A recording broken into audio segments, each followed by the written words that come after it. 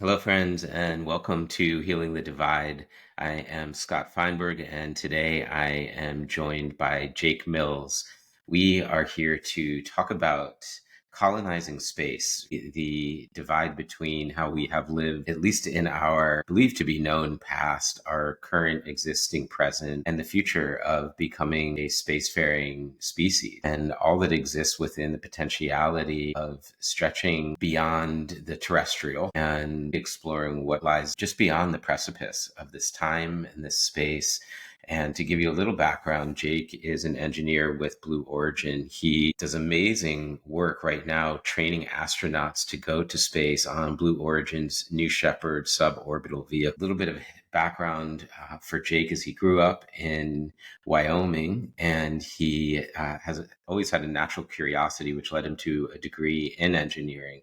His first job out of school was working on a fission-powered spacecraft to investigate water on the moons of Jupiter for Naval Reactor's Atomic Propulsion Laboratory.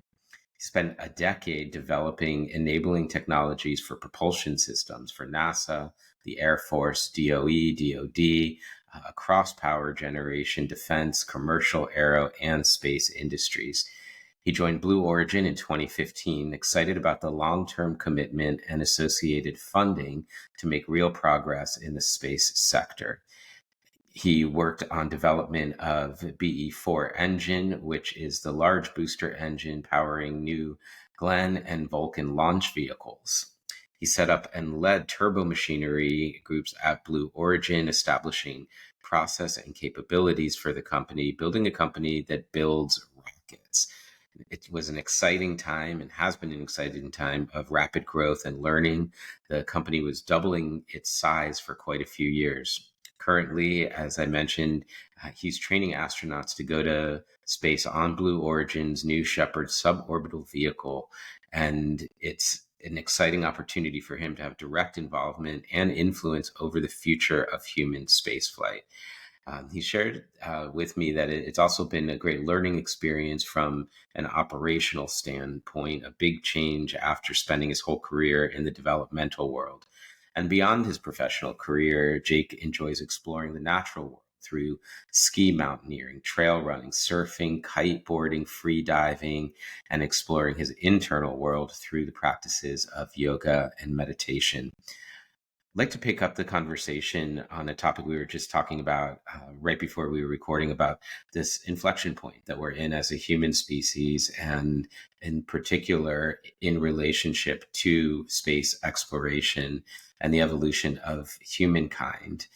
We are both fathers, and we've talked about what it means to us to have this opportunity to raise children in a time of this inflection point. What is the world going to look like in 5 years from now, in 25 years from now, in 100 years from now, when none of us are here anymore, and then we can cast our minds as far as our imaginations can take us. But sometimes we can't see what's happening because we're right in the middle of it. And one of the views that we can get from shifting our perspective outside of the atmosphere of our day-to-day thoughts is to really see these inflection points through a new light. So I've asked Jake to be here today and kind of help us go outside of that internal atmosphere that we can often get trapped in, and maybe recontextualize the experience of being human, living on a rock that, I'll remind everybody at the fore of this conversation, is in outer space. So Jake, thank you so much for saying yes, for being here today. And I'm really grateful, and I'm excited to be with you, man.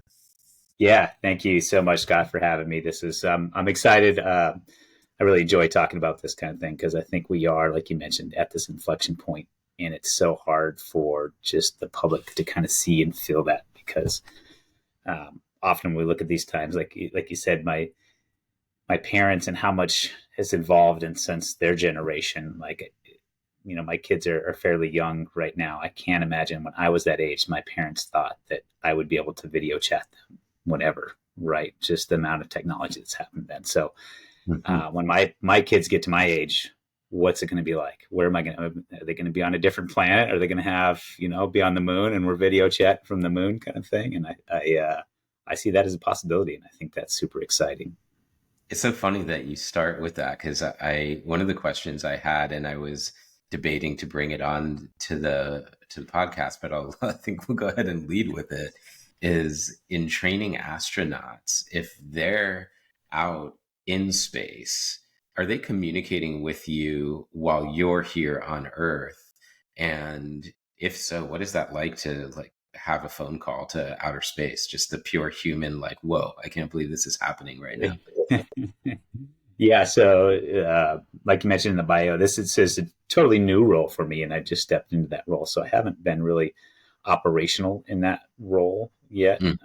But it is that it kind of my background has been in development of propulsion systems, and so this is a huge change to go from this early development era where like you go developing something, you don't really get to see it become a product to actually operating the end product, operating these space vehicles. And so I'm excited about that. I haven't got a whole lot of experience with that yet, but the Hmm. motivation to go into that role like that was just to see, because I realized of this inflection point of, I realized that, humans are going to be, we're going beyond Earth's gravity now. This is the future. And to witness the effect of people when they go do that, I wanted to be a part of that. So that's why I took on this new role.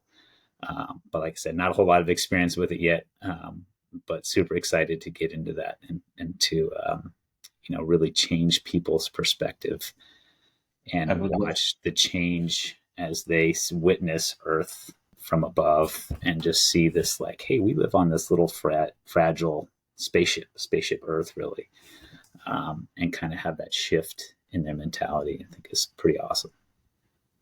Yeah, that is really the piece that struck me about this, and I think maybe there's something at the core of our humanness that when we do step outside of it all, that it reframes the awe of recognition of the awe of being, that we just go, wow, this is what's happening here, and all the things that I make matter. Like, I wonder how much they really do when we put it in that perspective. I know oftentimes when I get overwhelmed by life and overcome by anxiety, one of the tools I'll use is to visualize myself on a rock in outer space, and it just has this magical way of putting us back into that right context, right relationship with the whole tapestry of what we are. And I think there's something else maybe too, which is this deep curiosity about what we are and what we're a part of, what our environment is. It's like, even if we just put it within what we know about evolution on this planet, is it seems almost as if by nature we are explorers, and something within us is pushing us to go, well, what's underneath that rock, what's across that body of water? And then you start to look out to the stars and go, I wonder what's out there. And that seemed to have this real to use your word, propulsion, in terms of the energy to Yeah. explore that. And like you shared with me before we started recording, that like really got going up in the 60s or so, and then it's like it just sort of plateaued. And then with the privatization of having commercial interests in spaceflight, Blue Origin, SpaceX, it's like it revamped it and re-inspired and reinvigorated this effort, and you're surfing that wave. And I would love to just hear your thoughts on like how that lives inside of you and the curiosity that really drives you. Yeah, I think that is humans beings being in a natural having a natural curiosity to explore is a fundamental thing that we see at a lot of places. There's a really good book called the Overview Effect that goes and studies the different astronauts and people that have been into space and documenting the shift of perspective and how they view the Earth and how they view other people and their place in it. So that's a great book. It actually has got some science behind these kind of things. But I Is that think, Scott Kelly or yeah, yeah, is okay? yeah, Something like that.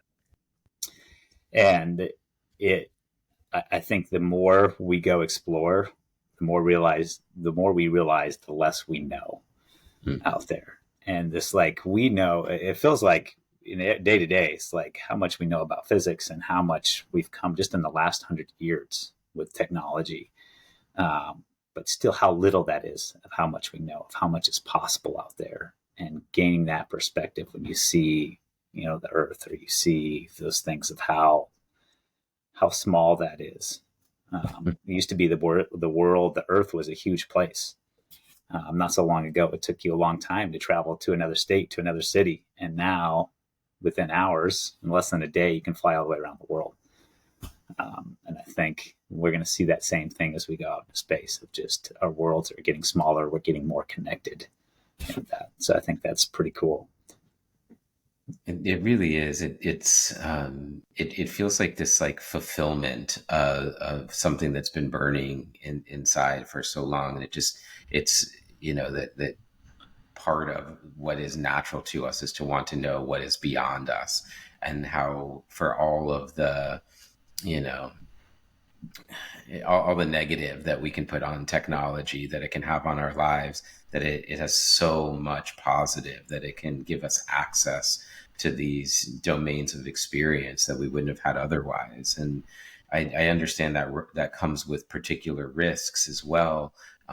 Responsible use of AI, responsible use of how we colonize space. I mean, these are big ethical and internal questions, and it's one of the reasons why I particularly wanted to talk to you, because I know you have an internal arts practice. I know you meditate and practice yoga, and I'm curious about the influence of those practices on how we even approach the topic, and if at all those factors come into play in how you think and relate to these ideas.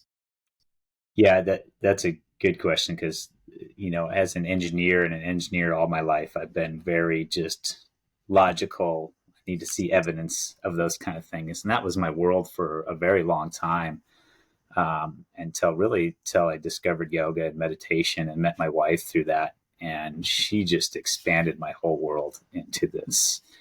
Like, it's not, there's things beyond you can see and you can prove in there, and I think science has shown us a lot of that. There's evidence base of these kind of things in there. And so, to me, there was this, kind of the wisdom of uncertainty out there, where I've always wanted to see things very logical and science and proven and kind of things. And then there's this whole world of like, hey, if you just let what happens out there, just receive. You could go in any direction out there. And I think as we apply that to my job and those kind of things, I see just a like infinite amount of opportunities out there, different directions that we can go as we go and we explore further out into space. I think in the near term, there's a lot of things that are happening. These are necessary steps to put in place, necessary infrastructure to put into place. But once we have the infrastructure, once we're able to access space, once we have the capabilities to go places in space, it's going to open up to a ton of possibilities. And I think that's when it gets really exciting. Absolutely. I'd love to get into that with you in both the. I was making my notes, to be honest, and it started to look like I was making an invitation to a party. I'm like, okay, so what is it? When?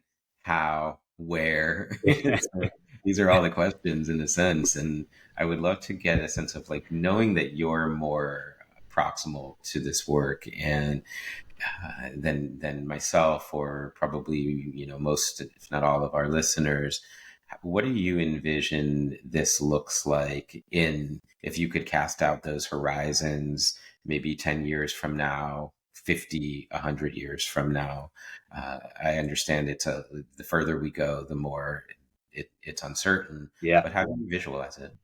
Yeah. So we'll maybe get into some different industries and things that are happening right now in space. So we mentioned, like, back in the 60s, we had the Apollo era in there, and then followed by the space shuttle era, where we're like, hey, we can actually go to space. And it was very exciting. We landed on the moon. Everybody's like, oh my goodness, we're going to be spacefaring. And it was so expensive, so prohibitive, that we didn't really do much. We landed on the moon a bunch of times. We got a space station up there. All excellent work, but it's not like you and I are going to space every day. And so that kind of shut down just because it was so prohibitively expensive. And so this new commercial era of space is out there and saying, hey, this is worth it. There's a business. There is money to be made in space. I think that profitability, that entrepreneurship is what's actually going to sustain in there. And where I see that come into first is these big constellations and communications out there. And so the big satellites that are doing research or doing communications for that. And right now, that's a huge market for us, a huge market in the space economy. I think space economy right now is over $500 billion, $550 billion right now. And before the end of the decade, it's supposed to get over $1 trillion. And people are like, whoa, I didn't realize that. But you have a ton of things going on in the satellite world, particularly aimed at communications. Over the half of the world doesn't have internet right now. And so as an entrepreneur, they're looking at that and being like, wait a minute, I could double my amount of customers. All I need to do is reach them. So we have satellite-based internets. I see that with Starlink right now. Starlink has got 12,000 satellites up there. They're going to expand to 42,000 satellites. They got, I think, 2.5 million customers subscribed right now. Amazon's putting up Project Kuiper, which is going to be another 6,000 or 7,000 satellites. And it's like a $2.5 billion venture they're doing that. Not to mention, the military's got a bunch of satellites and that kind of stuff. And we were never really able to do that before. So you've probably heard of a sat phone or satellite internet or these kind of things. And they're not popular because they're very slow. You're not going to have a satellite smartphone right now. And they're slow because the satellites are way out in what's called geosynchronous orbit, which is way far away from Earth. And they do that because they want to minimize the number of satellites they put out there. So if I put my satellite a long ways from Earth, it can cover a big area of Earth. And I don't have to I can have a constellation of tens of satellites and cover the whole Earth. But it's slow because it's got to travel a lot of different distance. With this commercial area of space, the first kind of gate that at Blue Origin we call it, there's 3 different gates that we got to go through. The one is radically reduce the launch cost of getting things to space. And we've seen that SpaceX has great success at doing that, 10x, 20x, 50x reduction in launch cost out there. That enables people to put up more satellites. And now we're putting them into low Earth orbit, which is like an order of magnitude closer to the Earth and allowing very fast, low latency, very fast internet. And so with Starlink, we see that 2.5 million subscribers already. Kuiper is going to have something similar like that. There's other constellations that are going up. So I see there's just a ton of profitability with that going right now, $10 billion market that people are going after. So that I think is going to sustain, like that is going to pay for this radical launch cost reduction and the infrastructure it takes to go do that. So do you see that a trickle down effect, or how do we democratize access to space when it's the corporations with the massive amount of financial resource that are the ones that are doing the work to build the bridge and pave the way? But how do you support that? It seems like a challenge. How does everybody have access, and how do we manage that?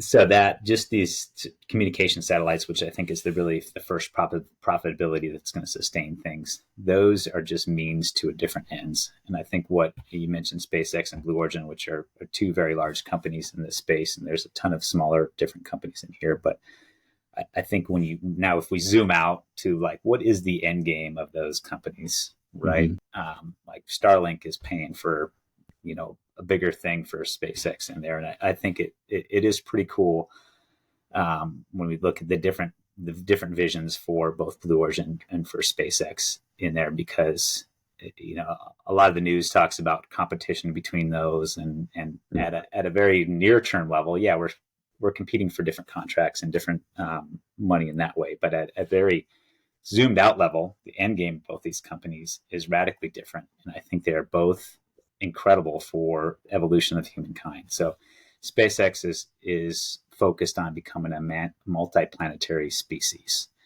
Basically, their mission is to go to Mars and establish a colony up there.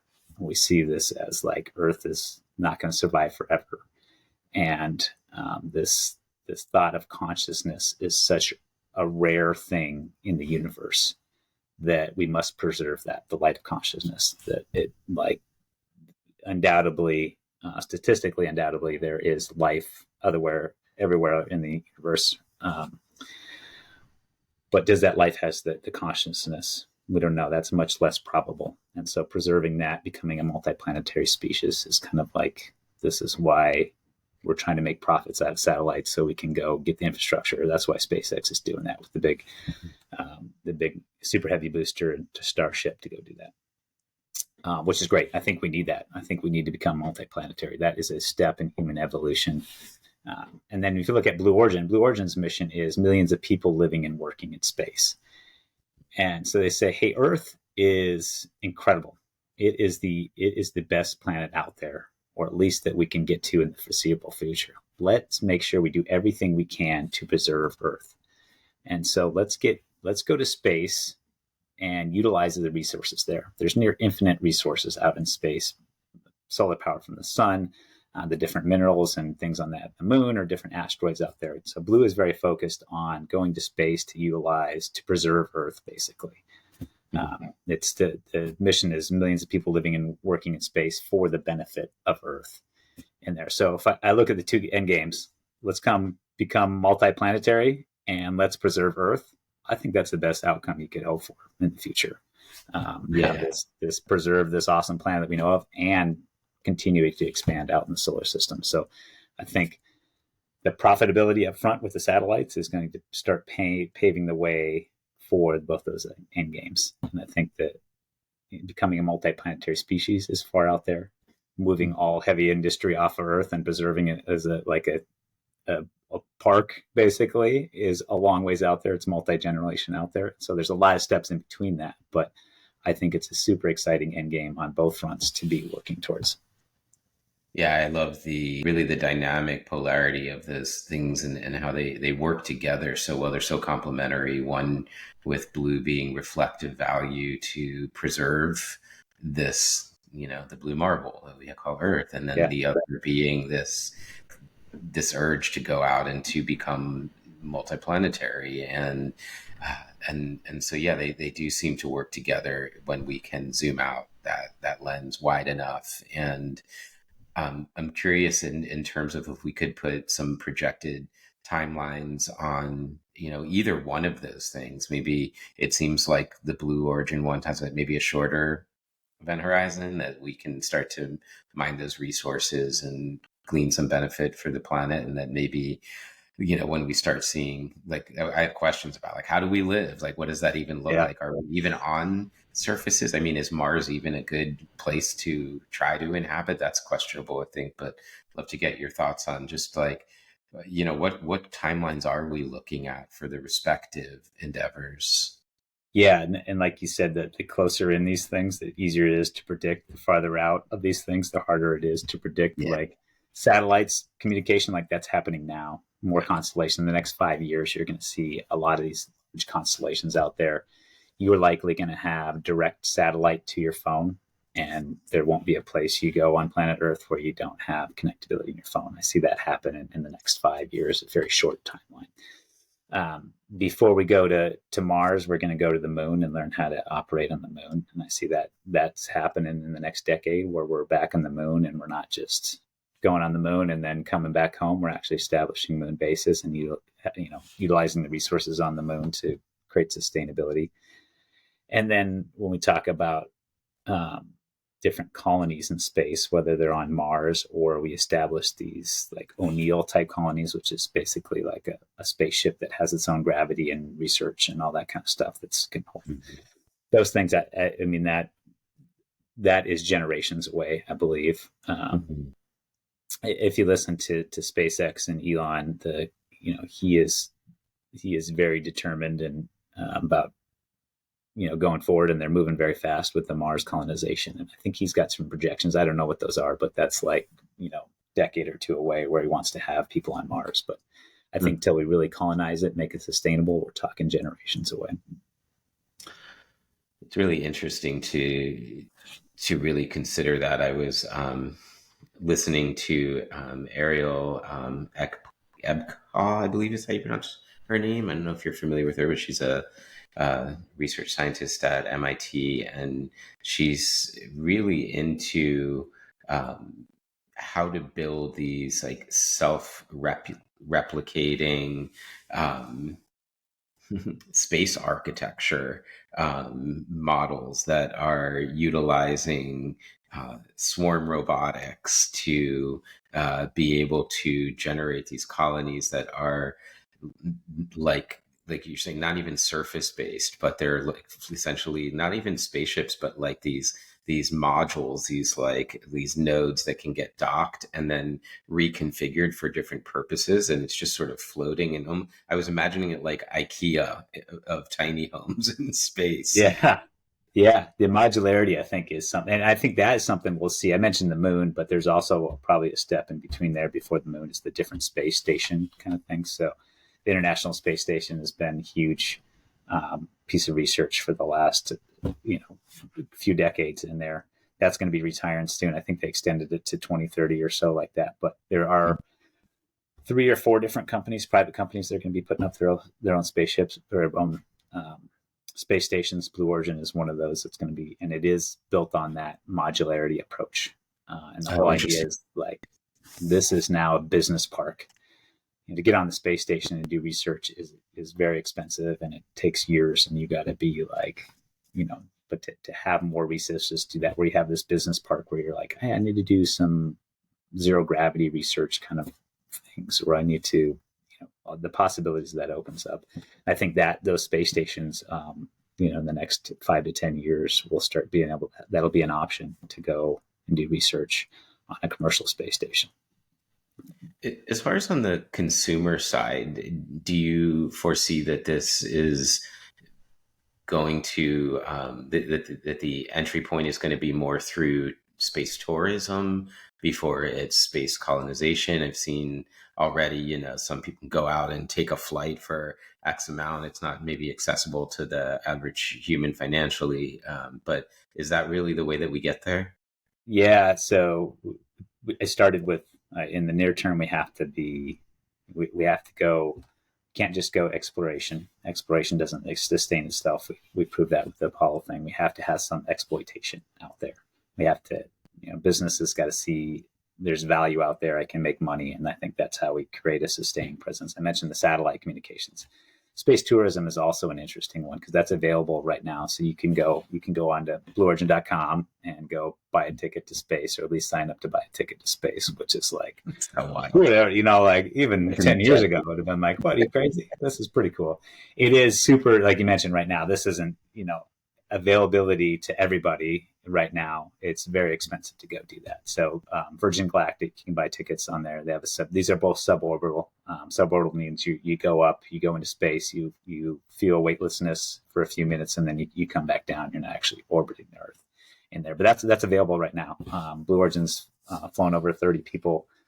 Virgin has flown, I don't know the number off the top of my head, but they've done a bunch of flights. So that's pretty incredible right now. That even at an expensive ticket price, it's still very expensive to go launch a rocket. I see that being marginally profitable in the near future. Certainly not as profitable as putting up communication satellites and that kind of stuff. But we do see a lot more people getting into that market. So suborbital tourism that Virgin Galactic's doing, that Blue Origin's doing. We also see different companies doing, like Space Perspective is making balloons that you can go up in a very high altitude balloon. You don't get the 0G, but you get to see the curvature of the Earth and kind of experience what that is, where you're kind of getting closer towards outside the atmosphere a little bit. So you are able to look back and see the planet sort of from that imagined perspective, and you're not really, as I understand it, too, this is like a kind of shorthand way of saying it, but technically there's no 0G, right? Like there's, is it like micro G, yeah. Micro G is and so you're basically feeling weightless and looking back at the planet from, blackness around you, and that's what people, and what does that cost for? I'm sure I could look at the website, but if you happen to have a range offhand. Yeah, Blue Origin doesn't publicly disclose prices on there, so you would go sign up, you get into an NDA, and then you start negotiating prices. Right now, it's not something I could go afford right now, but that the end goal of this is to democratize space. It is to get it to where, a person pretty much anybody has access to space, which I think is super exciting. We're a ways away from that now, but it is the first step to get there. You talked about propulsion, and that's been a big part of your background. One of the things that has fascinated me in these last maybe 5 years or so is all the UAP sightings. And without getting too much into maybe the biologics of it, just the technology of the crafts. And they talk about how there's no propulsion and that there's nothing left in the way. Even the angles at which they're flying and the speeds at which they're taking them are these clean angles. And it seems like it's beyond anything that we have seen. And I'm wondering, from your perspective, someone that designs these kinds of systems, what's your take on that? Yeah. So this is where I get where it's like the possibilities that we're going to open up, how little we know in there, whether it's communications, transportations, technology, those kind of things. Propulsion is an interesting one in there because, with the physics that we know now, rocket propulsion is, and Blue Origin early on in Blue Origin spent years studying what's the best way to get something into space. And once you're into space, you're not fighting gravity. We're in this huge gravity well. And so that is a huge challenge, is to get outside of gravity in there. And just crazy concepts like slingshots and, flinging things really fast. And we did a bunch of smart people got together, physicists, and said, now, chemical propulsion is still the way we're going to break the chains of gravity to get off Earth. And so as far as our technology, and basically that is taking a mass, and propulsion is proportional to amount of mass and how fast you can throw that behind you, basically. So how much mass and how fast does that leave the rocket determines how much thrust you get going to outer space in there. When you're in space, you don't have any mass to throw behind you. And so when you're in space, the propulsion mechanics are totally different in there. Or you're taking mass with you, and once you run out of mass, it's hard to go anywhere. And so there are different ideas of, okay, I can collect ions and throw ions behind me, but ions are a very small amount of mass, so it gives me a little bit of not as much thrust. And so I think as we go and we look to the future, like we're figuring out how to lower the cost to get out of the gravity well of Earth. Once we get into space and we want to go, like, we'll be able to go to places in our solar system or near solar system, Mars, the moon, with the propulsion means that we have now. It's going to take a long time to get outside of that, or to make that faster. We're going to have new technology. We're going to have to discover, I don't know if it's quite new physics, but harnessing the physics that we understand, or understanding physics further to be able to travel faster and travel farther. And I think that, that's a ways out there, but we're not going to know and understand those things until we get out into space and we start living in space and start understanding the mechanics of it. I have so many questions right now. You just like, there's so many things that just got fired. I feel like I'm in the 4th of July firework explosion. Oh, wow. Okay. So one question is, 3-Body Problem. Did you watch that show? It's on Netflix right now. No. Oh, I'm man. not. I am pretty horrible if you're asking me about any TV shows or any media stuff, because I don't do a lot of TV watching. Yeah, it's interesting. I think there's something about the relationship between sci-fi and engineering, between the authors or the screen, that can generate these ideas. And you sparked that in me just because they were talking about this. It's another intelligent species that's further out in space, but they're coming to essentially exploit our resources they need for survival, but it's going to take so many hundreds of years for them to get here. So how can they go there? But it's so far away.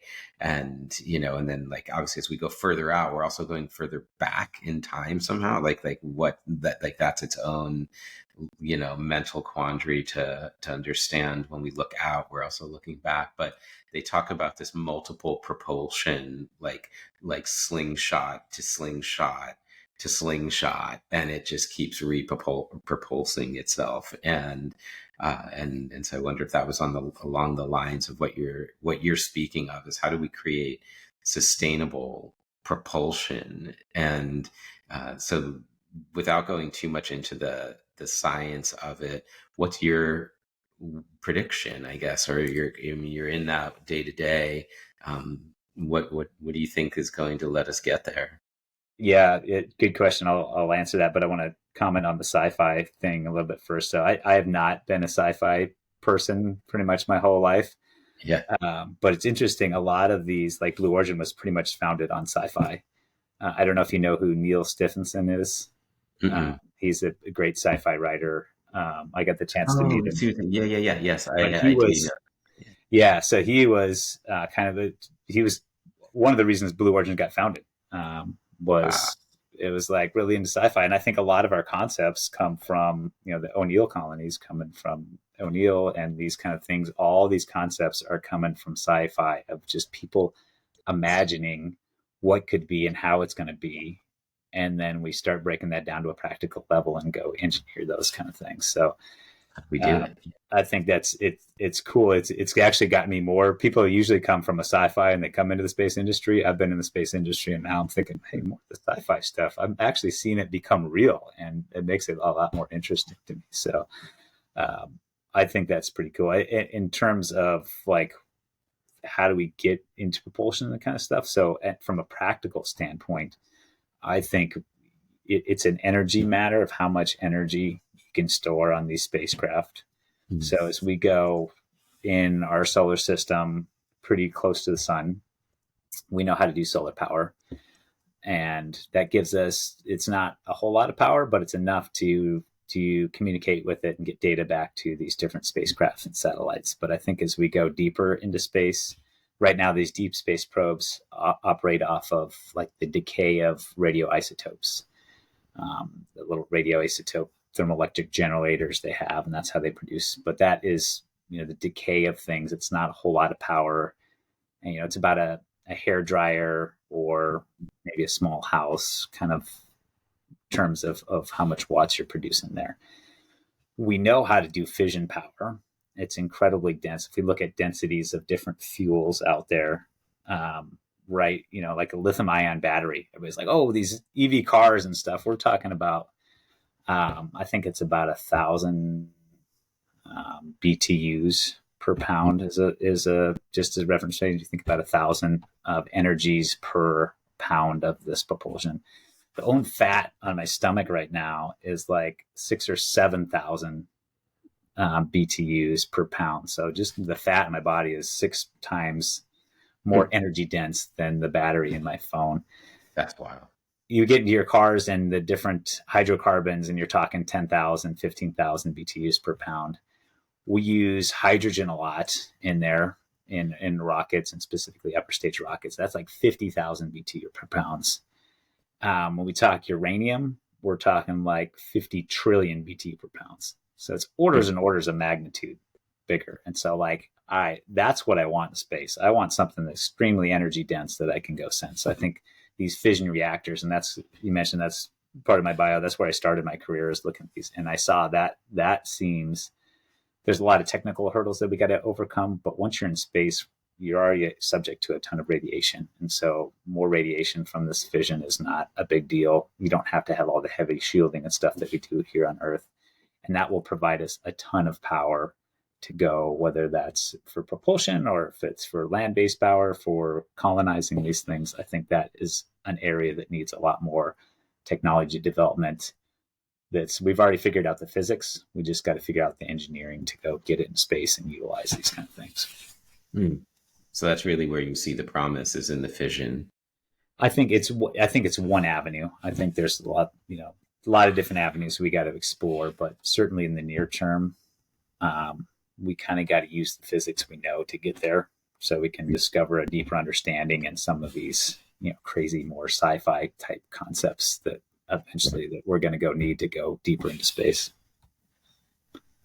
Can you explain for our listeners the difference between fission and fusion and how you see those energy sources playing out, whether that's terrestrially or into space?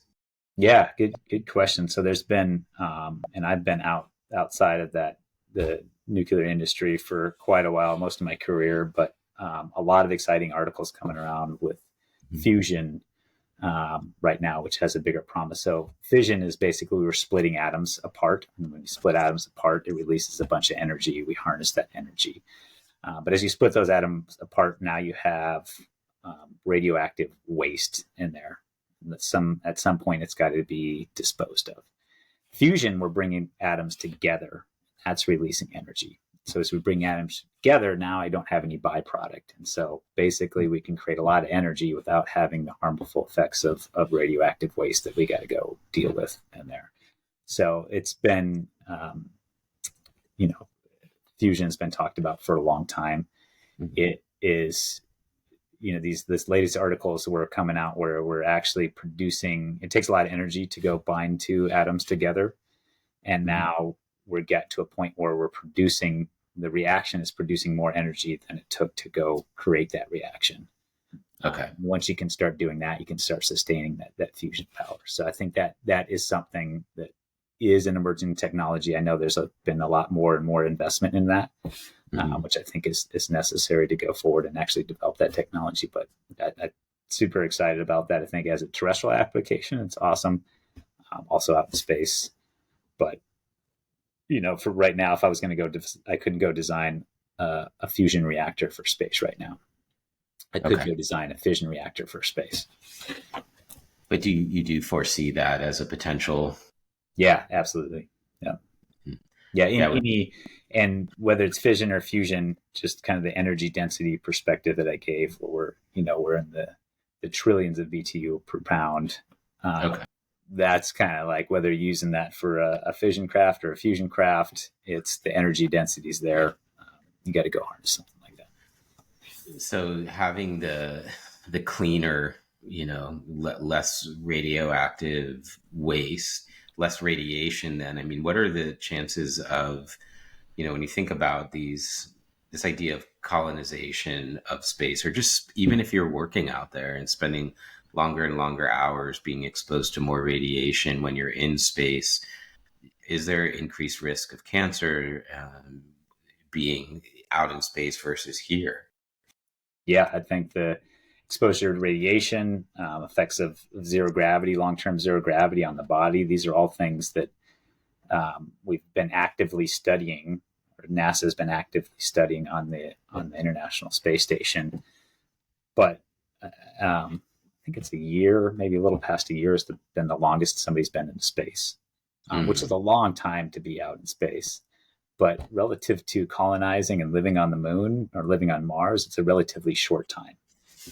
And so we're still really, I think, in the infancy of learning how can humans, what are the accommodations that we need to have to really have as sustaining colonies out in space. So we know that we have to have, the thermal environments and the oxygen, maybe a little bit of gravity, radiation protection. We know these kind of things, but how is humans going to evolve and adapt to different environments? What do we need to do to change those environments so we can start maybe adapting a little bit slowly into those different harsh environments?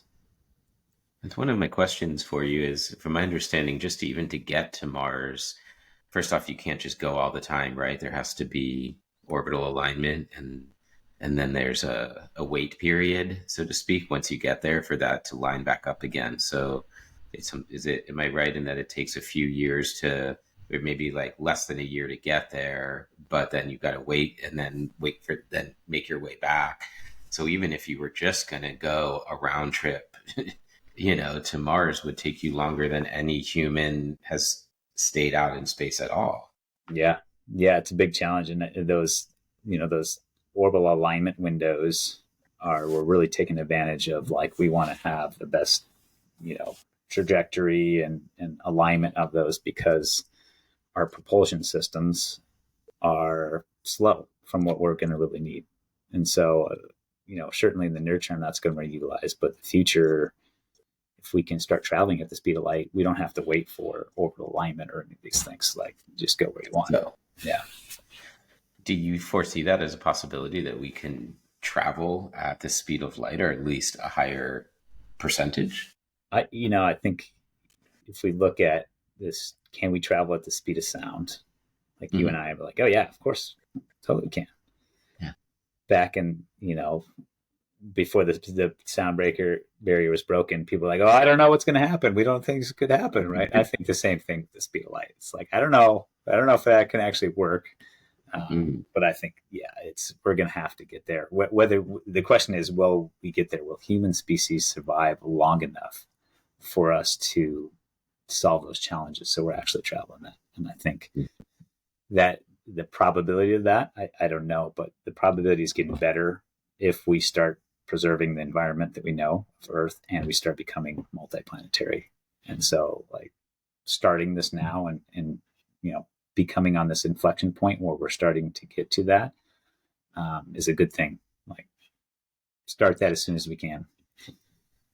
It's just the human spirit to endeavor is so inspiring, and just to think, wow, this is so far down the road, but let's do it anyway. And I love that it's not the immediate gratification.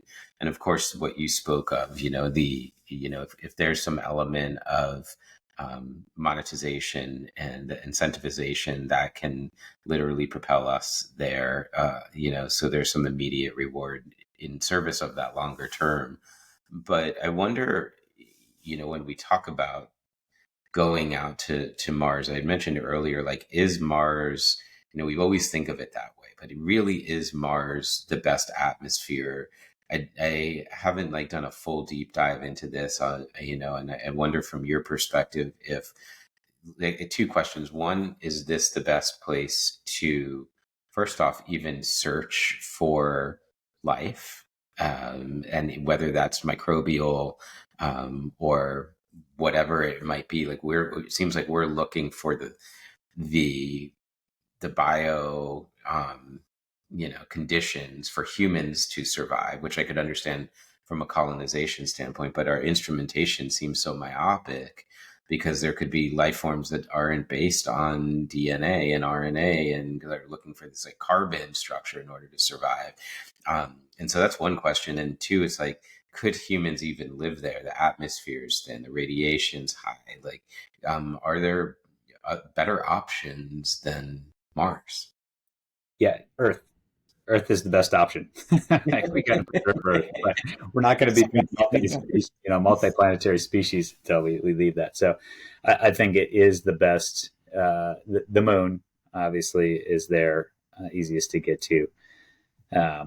But yeah, Mars, and I certainly not my background or anything, but it is close. It's not too hot. It's not too cold, or it's within realms that we could possibly go accommodate human life on there. So I don't think you have many options with the current technology that we have now.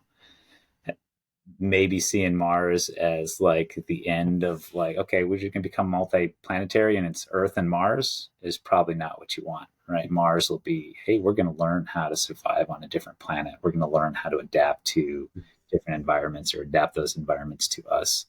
Could be a stepping stone to having, greater propulsion capabilities to travel the speed of light, go to different solar systems, find another Earth out there. Now we start talking that picture. That's not just multi-generations. That seems like a very long ways away. But the other, who knows? I mean, technology is exponential. And I think our minds are very linear in thinking. Yet technology keeps proving over and over that it's exponential. And so some of these things seem very far out there. But when you can start thinking exponential, it starts becoming more, you start seeing it more of as a possibility. I think that's pretty exciting. Yeah, I love that you mentioned that piece right there at the end, that it's exciting. And I wonder for you, thinking about these things day in and day out, when you wake up in the morning and you start to think about your personal relationship to the work that you're doing, what are the thoughts that I think I understood the big picture excitement that you shared at the beginning, but if we could get a little bit more granular, like what are you really into right now? What has really engendered your excitement? Yeah, I think that Blue Origin's vision of the millions of people living and working in space to benefit Earth definitely keeps me inspired in my career. But on the day to day level, when I wake up in the morning, what gets me excited to go to work and start going, I think it is this first getting people into space, or the democratization of space, to have people have those experiences, to change their relationship with the world, which changes their relationship with different people and how they treat things. I think is, in the next 10 years.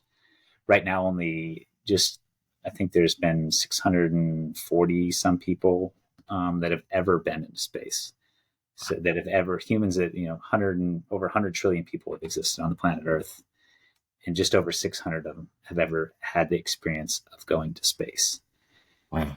And I think there is a point where we get that. I don't know if it's the thousands, it's likely tens of thousands or hundreds of thousands of people to get that perspective, when now our cultures and societies can think differently in those relationships of how we treat each other, how we treat our planet, and our connections to each other really starts to shift in a very significant way. And we start to view the little wars that we're having over different pieces of lands as insignificant. That's what gets me excited, is really getting more people the perspective of space. And it's not just the people that can afford it now, which I think is a good start, but the people that can make policy decisions, people that never thought they could go to space, or that they live in an area that nobody's ever heard of anybody going to space before. Giving them that perspective, they can go back into their communities and their societies and start getting excited about it. And I think that's really going to get the ball rolling as we get more and more people into space, to really shift people's perspective and their relationship with people, with the world.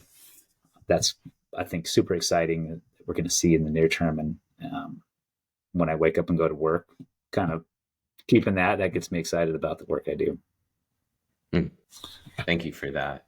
That is the heart of like this conversation for me. When it's like, well, what's the relationship between space exploration and this podcast, which is Healing the Divide?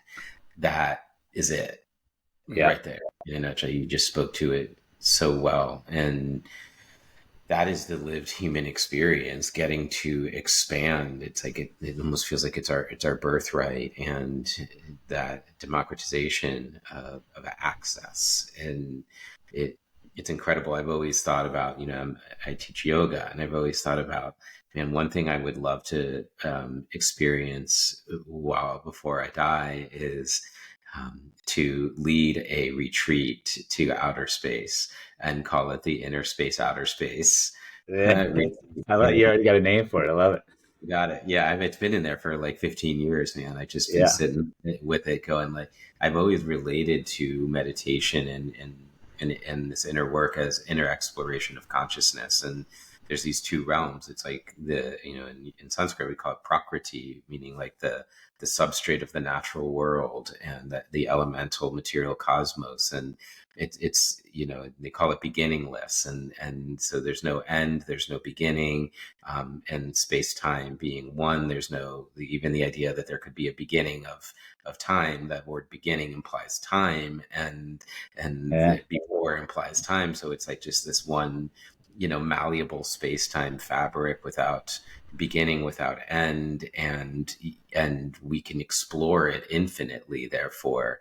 And we realize we're not separate from that, and we get to engage it as a living extension of us. And consciousness in its higher frequency dimensionality of that, we also get to point our attention in and explore that, and sort of those polar shifts from the world within me is infinite, the world around me is infinite. And as I would learn about astronauts and the experiences that they were having in adjusting to space, and you train astronauts, so this is kind of getting to the heart of what I want to talk to you about, is you train astronauts, and it's like everything's different. You're in this near zero G. You're, it's changing your bodily structure, right? It affects your eyes. It affects like, your bone density, all these things, and then you imagine what you were saying, prolonged durations that you're living out here,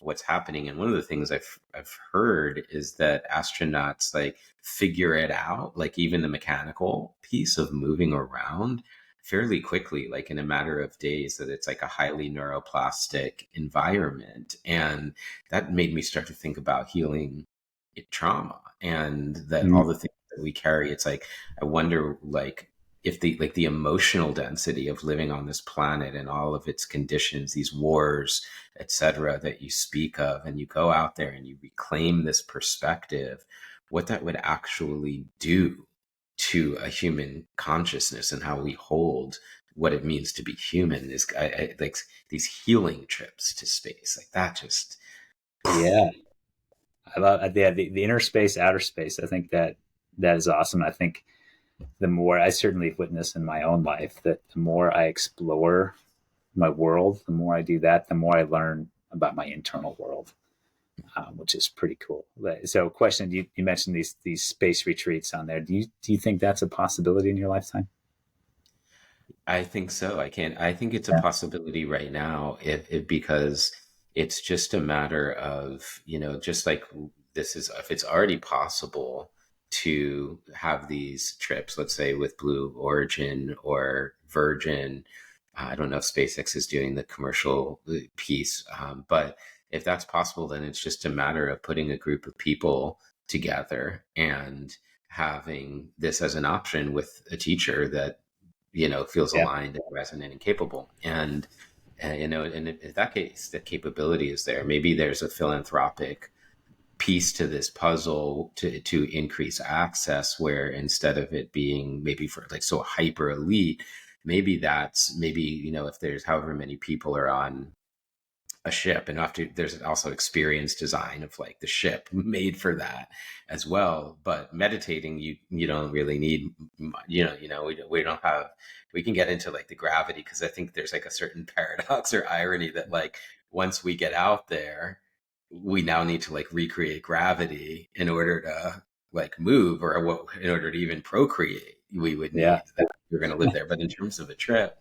I mean, imagine like a zero G meditation and getting to process that, because we can still communicate. So if we can meditate and communicate, and then maybe that's funded primarily by 80% of the participants, and then you keep bringing the extra 20% along, and you slowly start to increase access.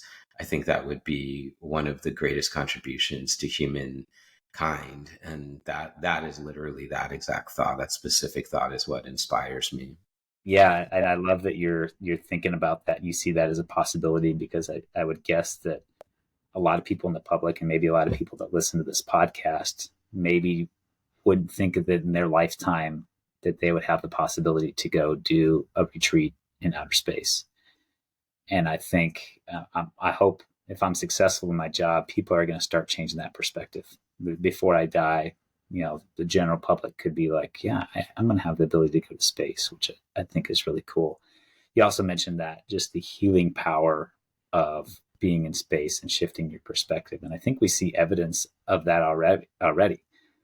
The Ukraine war with Russia there's a ton of tension here on Earth because of that, with the different sanctions that we're putting on Russia and all that kind of stuff. Yet right now, on the International Space Station out in space, there are Russians and Americans and multinations collaborating every day, and they seem to have a totally different perspective on this kind of thing. And so that is just a little bit of evidence of what you're talking about, of the possibilities that can happen when we get out and we shift our perspective.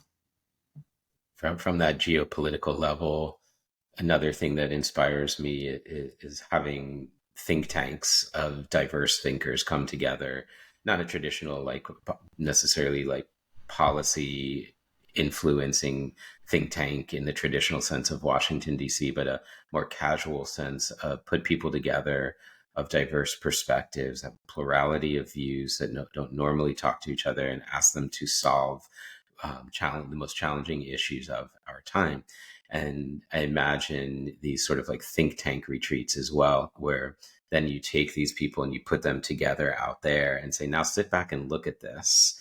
And really, is this what we want to do? I mean, what do we teach our kids? And the politicians can't figure out how to not use the tech to drop bombs on each other instead of saying we share this. And so I imagine, being able to have these summits as well, like think tank summits, where people could be having them out there, where that perspective is available to them.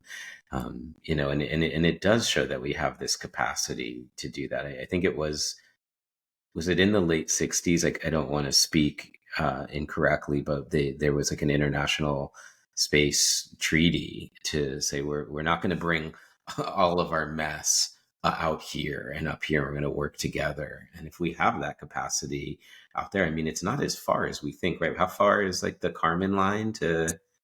Yeah, 100 kilometers out there. So it's not. It's like in space. Space is big. Yeah, what the 80 mile? I forget what that is in miles, but yeah, it's not that. The convergence. It's like nothing. Yeah, it's like it's literally you're closer to space than you are to me. You being out in the northwest and I'm in the southeast. That is absolutely true. Yeah, but yeah, it's not that far to get out into space, into orbit. The space station is relatively close to Earth. The space station, I'm closer to that than I am you right now, I believe. So that perspective, and I think, yeah, having those conferences out in space, or just spending people in space, getting them to have that perspective, and that's a shift that's lasting. That when they come back to Earth, that it's an enduring shift in perspective. Yeah, I mean, and imagine just even like having a documentary connected to the experiences, so that then it could get shared and more people could see. There's a certain virality to that. So if you were to look at that, what do you see as the obstacles? I think getting the cost down is the biggest obstacle, lowering that launch cost to space. Right now, I think it's awesome that it's available to folks. It's definitely not available to everybody right now. If we could make that available to everybody, I think it's good. And I think the space tourism is not profitable enough right now with how much a launch cost is to make that sustaining. So I think we are, the communication satellites, the space stations that are going up, the lunar landers that are going up, this whole space economy needs to evolve with that to help bring down the launch costs, so we can really democratize and get more and more people out into space. And just so I'm clear, and I apologize if this is redundant, but then the primary driver of the cost, is that the propulsion, or is that just a tech challenge? Yeah, these rockets are very complex, and rocket engines are very complex. And so, the material, the machining that goes involved is a big cost right now. Traditionally, they've costed so much, hundreds of millions of dollars to go launch a rocket into space, that the propellant was such a small fraction of that, it didn't matter.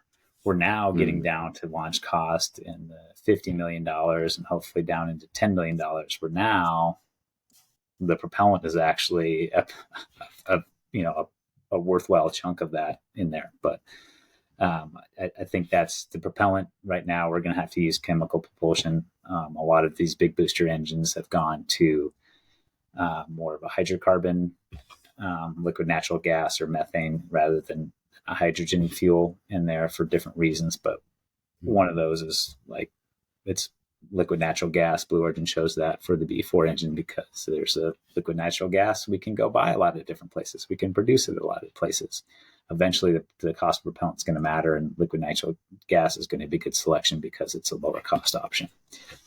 So those barriers, the more we do something, the automotive industry amazes me of how cheap you can buy a car. And I know people think $50,000 or $20,000 is a lot for a car, but if you look at the engine and all the things that are happening in there, it's incredible. The reason they can do that is because of different mass productions in there. Rockets right now, traditionally we've launched maybe 10 rockets a year or something like that of a certain model. And what we're seeing right now with Falcon 9 launching 100 of them a year and producing that many, the production costs are coming way down. And that's how we're going from the $200 million a launch to $50 million a launch. Mm-hmm. So I think that we got to continue. The more we access space, the cheaper it's going to get. It's so fascinating to me because it's like the primary inhibitor is currency, that is a fundamentally subjective and made up notion, that it's like it's not actually, when we just were to like, if we were just to like come to a planet, right? We're talking about colonizing different planets. You go to a planet, nothing has a cost. There's natural resources. So it seems like there should be a way to reconfigure the exchange of the goods, services, the supply chain mechanics, to figure out how to lower cost to generate more access in a more expedited fashion. If we could get all the parties together, maybe that's my internal yogi saying, just get everyone together and figure this out. Well, a great example, like down here on Earth, the way we're thinking right now is like money exchange. I need to give you money so you give me these materials, and I need to give this person money so they can form my materials into this kind of thing. Where maybe if you take a big perspective, like, hey, you're going to give me these materials and I'm going to get you out into space where you can get more materials, right? And there's no money exchange. It's like, our current perspective here on Earth is like, well, that's like, I can't guarantee that that's going to happen, or so we get out into space with maybe those are different perspective shifts that we can start having. Mm-hmm. Really, really interesting. In terms of the human lived experience, if we were to be able to pierce some of these challenges and start to get out there, and let's imagine now it's flowing, more and more humans are going out there, more resources are being gleaned out there, and you talked about the impact of preserving here and savoring here. It's not just an extinction event exit strategy, it's a sustaining event preservation strategy. What do you visualize Earth could look like in a different way in, say, 50 years from now? Yeah, I think, like what I would like to visualize is when I go to a national park. Mount Rainier is close to where I live, and you go out there and there's, less people and trees. Like if Earth could be like that. But I think one of the cool concepts is right now we think most people have never seen or rarely have seen a dark night sky where they're just seeing how many stars are up there, or we can actually just see the Milky Way with your naked eye. I think there are less and less places on Earth where you can go see that now. I think that's kind of like, it's kind of sad that people don't understand. They can't even see past Earth. Like we're ruining that with the light pollution and stuff. And so taking just not just the buildings, but some of the light pollution out of there, not to mention all the carbon emissions and all that kind of stuff, and just seeing how the Earth, nature survives without the burden of all this human activity on it. I can't say I know exactly what that looks like, but I would be really excited to go see what that looks like just with my experience and how much I like to be out in nature and to see nature thriving without the burden of too much human influence on it. It's one of the things that fascinates me about you as a human is like on one hand, it's like I'm imagining you in a lab coat, and in another, it's like you're like, paragliding and like, snowboarding. It's like such a deep love for the natural and such a deep fascination with the technical.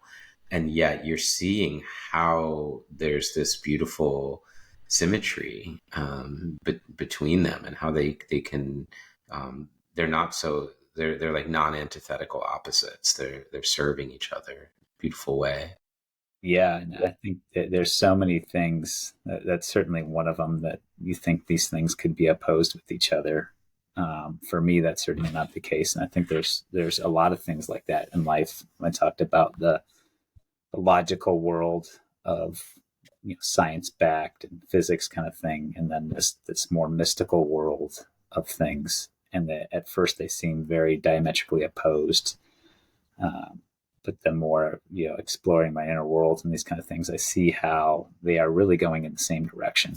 How Mm. science is proving some of these things that we already know through different experiences, through ancient traditions and that kind of stuff. So um, I think that's incredible, and I think the more we get to explore, the more that we'll realize that it's this big world out there, and there's just we'll explore more and we'll learn more.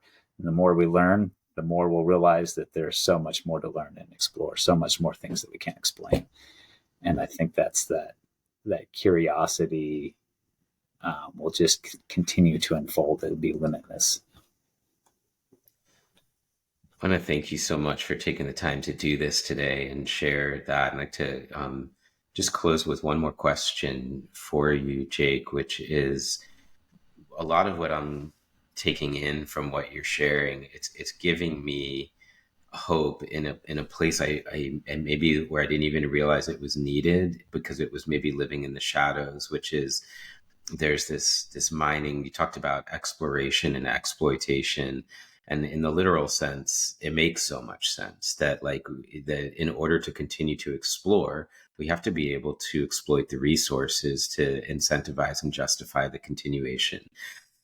And yet I trust, like there's an implicit trust when I hear you say that. I don't take in exploit as in hurt. I see how much you care for the natural environment. Um, and so it's really healing to be able to imagine that the people that are on the frontier of this research are actually holding beautiful intention around how to value, preserve, and care for the natural world. And when we look at the control in terms of the various whatever you want to call it, the military industrial complex, et cetera, and that influence in this realm, how do we ensure the safety of the natural environment and that it's actually in service of the health of our species? Yeah, good question. I'm glad I'm glad I gave you some hope in this and some excitement, and hopefully the listeners are getting that too. Of like, we're going to go do that. And I do think your last question is a pertinent one here of how do we not ruin it? How do we go explore and not ruin it for ourselves? And I don't Yeah. know the answer to that, but if we look at history, every new world we've gone and explored, we've we've gone out and we've kind of, before we really understood it, we probably ruined it a little bit. Mm. And then the more we learned about that, more we really realized, oh shoot, we can't keep polluting like this. Oh, we can't treat people like this. And I think it's going to probably be, if history is a record of what, or an indication of what's going to be out there in the future, it's probably going to be something like that, where we're going to go out there and we're going to realize that 100,000 satellites orbiting the Earth is way too much space debris out there. And we're going to have to go get the technology to go clean up the mess that we made. And that's something that the exploitation, I didn't like that. I liked exploration, was like, yeah, let's go explore. And then exploit, that it got me a lot less excited. And I've finally come to grips with that a little bit of the necessary to go exploit something, because that allows us to explore further. And so I can't say that we're not going to go out there and ruin things or do everything perfectly in there. But my hope is that we'll go out there and go exploit something to further exploration. We're going to go learn that maybe what we did was not great, but we're going to be able to explore and develop the technologies to go back and clean those kind of things up. Mm. So that's what I hope. I do still worry about. We didn't talk too much about this, but you mentioned a little bit about the military industrial complex, and space is the higher ground right now in all these kind of things. And that is one thing that exploitation is, a lot of money is going out to go establish and take advantage of that higher ground for military purposes. And my hope, I think that is somewhat necessary too. It's paying for a lot of the commercial things that we're going to go see, and it's going to help radically reduce the launch cost because of the money coming in from those kind of things. But my hope is that we do it in a way with international space treaties, and there's a bunch of more treaties and space politics going on right now that is looking ahead towards that, of like, hey, you can't just go destroy somebody's satellite because it creates a lot of different space debris that's going to harm everybody. And so I think there are minds that are trying to get ahead of this and establish policy with that. I can't say it's going to go perfect, but I am certainly, the more I learn about this and the more I see the opportunity out there, I'm excited about the future. And I don't see it as a gloom doom where we go out there and it's just another battlefield. I think it is going to be a field for exploration and evolution of humankind. I really hope so. I hope that that thrust of propulsion from within the human heart is able to really exert itself in such a way that it participates in these conversations, and we can co-create a beautiful future that we get to leave to our children and our grandchildren, to come full circle what you and I were speaking about before we hit start on the record button here. And at the core of each of us is that we each want to live a safe, a healthy, a happy, and a secure existence. And I think there's something about going out to space where the borders and boundaries, whether they're within person to person, country to country, dissolve, so that we can have a very material recognition of our interconnectedness, and that the exploration will in turn hopefully serve a greater recognition of what is true, and that can be a roadmap for how we can move forward. So I appreciate your work in this space and the work that you're doing within yourself to influence this space. And really, it felt like going to outer space and travel, like a big expansive conversation today. And I hope that that ripple effect is felt by everybody that has an opportunity to listen to this. Just to close, if there's any thing that we didn't get to or you feel inspired to speak to, I wanted to hold space for that. Yeah, great. Thank you. Yeah, and thank you for, this is a great conversation. I think when I get talking about these things, I get more and more excited about it. So I'm leaving here very excited. Hopefully the listeners are excited about this too. But yeah, thank you so much for setting this up, and wish you all the best. And it was great to talk to you again. You too. Thank you, Jake. Thank you, everybody, for tuning in. Hope you found this episode insightful, inspiring, affirming, and confirming about where we live within ourselves in relationship to each other and to the natural world.